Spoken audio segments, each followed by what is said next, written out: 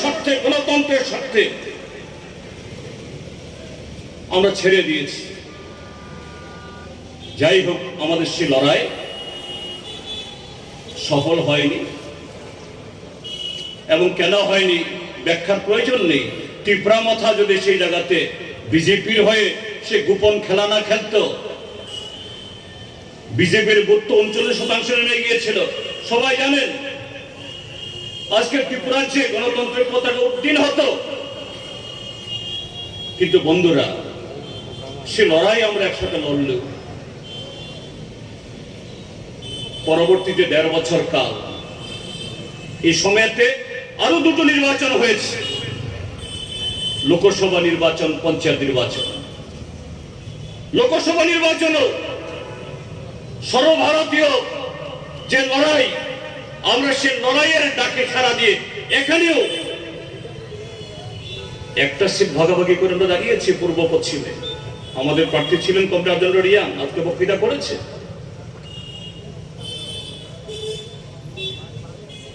কিন্তু গণতন্ত্র রক্ষার জন্য, স্বৈরাচার বন্ধের জন্য, দুর্নীতি রোখার জন্য যাদের সাথে আমরা একসাথে রয়েছি,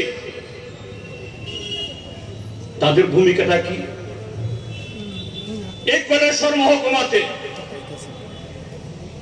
তাদের চেহারাটা কি? এই যে গেল ত্রিস্তর পঞ্চায়েত নির্বাচন, আমরা বামপন্থীরা, সিপিএমরা যদি সহযোগিতা না করতাম, এই গৌরনগর ব্লকে কংগ্রেস জিততে পারত। কিন্তু এই ভোট হওয়ার পর কংগ্রেস দলের তাদের মুখে কি ধরনের কথাবার্তা বের হচ্ছে, কি বলছেন তারা? গৌরনগর ব্লক কদিন আগে আমি এসেছিলাম শ্রীনাথপুর পঞ্চায়েতে, সেখানকার পাবলিক কি বলছে? চণ্ডীপুর ব্লকের সাথে গৌরনগর ব্লকের পরিচালনার মধ্যে কোনো ফারাক নেই। ওইখানে বিজেপি, এখানে কংগ্রেস।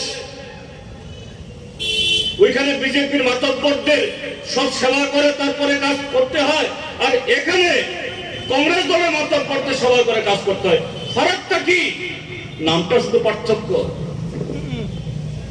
আর এইটুকু ক্ষমতা পেয়ে যে সিপিআইএম লাল ঝান্ডা গণতন্ত্র পুনরুদ্ধারে এই কৈলাসহর বিধানসভা কেন্দ্রে গত 2023-এ কংগ্রেস দলের প্রার্থীকে রেকর্ড ভোটে জেতাবার জন্য যারা বামপন্থীরা বুক চিতিয়ে কাজ করলো, আজকে তাদের বক্তব্যটা কি? আমরা কথাটা বলছি এই কারণে এখানে যে না, সারা দেশে বিজেপির স্বৈরাচার সাম্প্রদায়িকতা, দেশের সংবিধানকে ভাঙার চেষ্টা, তার বিরুদ্ধে আমাদের লড়াইয়ে আমরা একসাথে আছি। কিন্তু